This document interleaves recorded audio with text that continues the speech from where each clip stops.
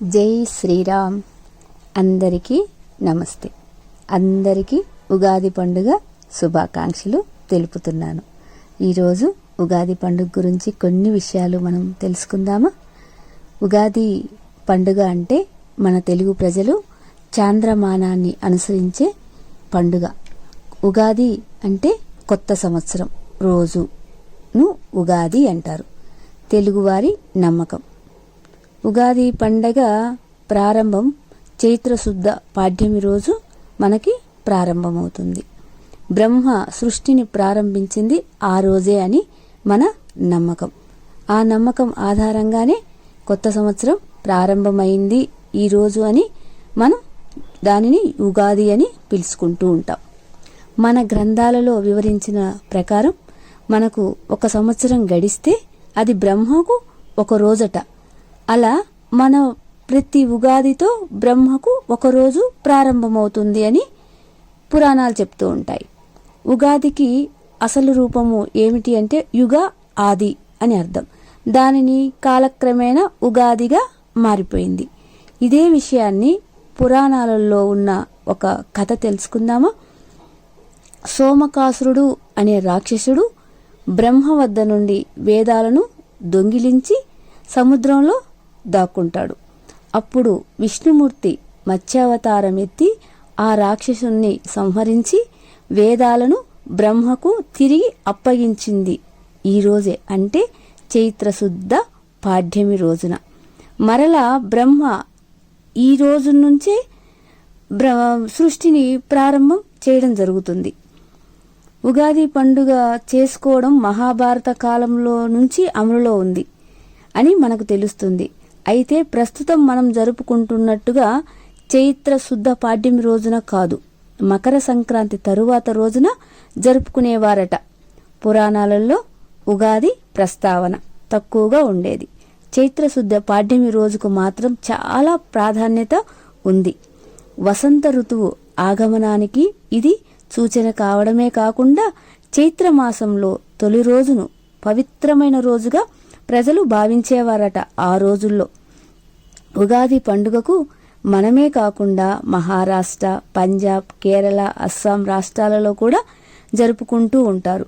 కానీ మనం చాంద్రమానాన్ని అనుసరించి ఈ పండుగను జరుపుకుంటూ ఉంటే అక్కడ రాష్ట్రాలు మాత్రం సౌరమానాన్ని అనుసరించి ఈ పండుగను జరుపుకోవడం జరుగుతుంది. ఈ పండుగ ఎలా జరుపుకుంటారు అంటే ఇంటికి మామిడి తోరణాలతో అలంకరించుకొని అందరూ తలంటు స్నానాలు చేసి కొత్త బట్టలు ధరించి భగవంతుణ్ణి ప్రార్థిస్తారు. ఇక్కడ భగవంతుడిని ప్రార్థించడం అంటే ఈ పండుగకు భగవంతుడు ఎవరు అని ఒక విషయం ఆలోచిస్తే కాలం మార్పిడి వల్ల ఒక చెట్టుకు ఉన్నటువంటి పాత ఆకులు రాలి కొత్త చిగుళ్ళు వస్తాయన్నమాట. ఆ వచ్చినప్పుడు ప్రకృతి పులకరిస్తుంది, అంటే ప్రకృతి మాత. ఇక్కడ ప్రకృతి మాత తర్వాత కాలము, ఈ రెండిటి సమ్మేళనమే ఉగాది పండుగ. ఉగాది పండుగ రోజున ప్రకృతి మాతకి కాలానికి మనము ప్రార్థన చేసుకోవాలి. వేప పువ్వు, వగరు, మామిడి, కొత్త బెల్లం, కారం, ఉప్పు, చింతపండు అనే 6 రుచులను ఆస్వాదించడం అని దీని అర్థం. ఇప్పుడు ఆ 6 రుచులు మానవులో ఉన్నటువంటి 6 చక్రాలకు ప్రతీక. అలాగే ఆ 6 రుచులతోనే మానవునిలో శరీరం అయితేనేమి ప్రకృతిలో ఉన్న విషయాలు మొత్తం షడ్రుచుల సమ్మేళనమే మానవ జీవన విధానము. గాని శరీరంలో ఉన్నటువంటి భగవంతుడు సృష్టించినటువంటి సృష్టికి ప్రతీక అది అన్నమాట. ఈ విషయం ఆలోచిస్తే ప్రతి విషయానికి కూడా ఒక్కొక్క, అంటే వేప పువ్వులో ఆరోగ్యం ఉంటుంది, బెల్లం అనగానే తీపి అంటే ప్రేమాభిమానాలు, కారం అంటే చిన్న చిన్న కోపాలు, ఇలాంటివన్నీ ఉంటాయన్నమాట.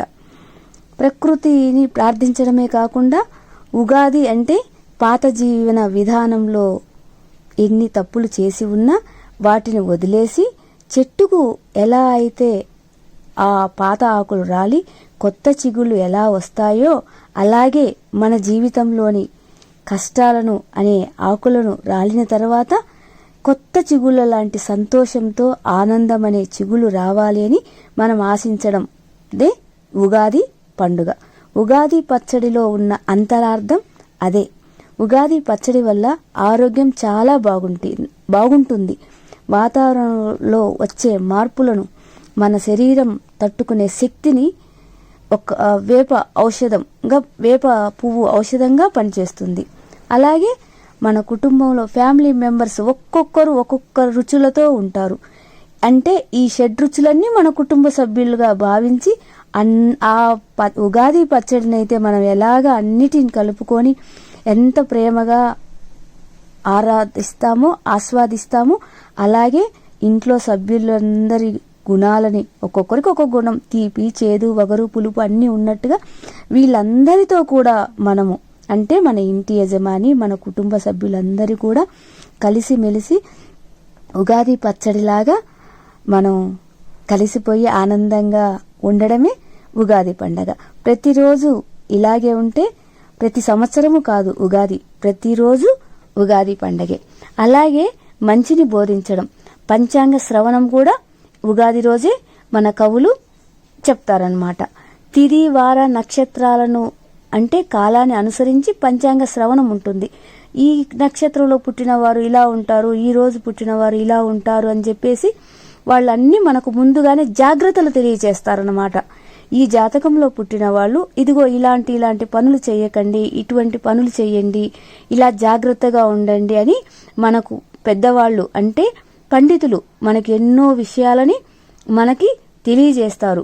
అంటే వాళ్ళు తెలియజేస్తే మనం శ్రవణం చేయాలన్నమాట. పంచాంగ శ్రవణం అంటే మంచి విషయాలు వినడం అనేది అందులో దాగి ఉన్న అర్థం. వాటినన్నిటినీ పంచ ఆంగము అంటే మన శరీరంలో ఉన్న జ్ఞానేంద్రియాలు, కర్మేంద్రియాలను వాటిని మంచి అంటే చెడును చూడకుండా మంచినే గ్రహించడము, మంచిని చూడడం, మంచిని చేయడం, ఈ కర్మలను అన్ని అంటే మంచి చెడుల వ్యత్యాసం తెలుసుకొని పంచాంగ శ్రవణంలో ఉన్న దాగి ఉన్న కొన్ని ఆధ్యాత్మిక విషయాలను తెలుసుకొని మన జీవితంలో జీవన విధానంలో కొన్ని మార్పులు తీసుకుంటూ వస్తే అదే ఉగాది పండుగ. మనలో మనము మంచినే చూడాలి, మంచినే చెయ్యాలి, మంచినే వినాలి. అది ఆచరిస్తే జీవితమంతా ప్రతిరోజు ఉగాది, జీవితమంతా ఉగాది పండగే. దీపారాధన అంటే వెలుగు వైపు నీ నడక ఉండాలి. అదే భగవంతుని స్వరూపం. దీపమే మనకు ఆధారం. ఉగాది పండుగ కాలాన్ని అనుసరించి చేసుకునేటటువంటి పండుగ. ప్రకృతి మాతను ఆరాధించే పండుగ. ఆమె ప్రకృతి మాత మనకు ఎన్నో, మీ అందరికీ నేను అన్ని కొత్త తీపి పదార్థం అన్ని ఇస్తున్నాను అని చెప్పి మనల్కి ఎంతో ప్రేమగా ప్రసాదించే రోజు ఉగాది పండుగ. ఎంతో సంతోషంగా ఆనందంగా ఇంట్లో కుటుంబ సభ్యులందరూ ఉగాది పచ్చడిని చాలా కమ్మగా తయారు చేసుకొని హ్యాపీగా ఆస్వాదించి ఆ భగవంతుని ప్రార్థించి అందరూ బాగుండాలని ఆ ప్రకృతి మాతని ప్రార్థిద్దామా. అందరికీ మరొక్కసారి ఉగాది పండుగ శుభాకాంక్షలు. Thank you సాయిరా.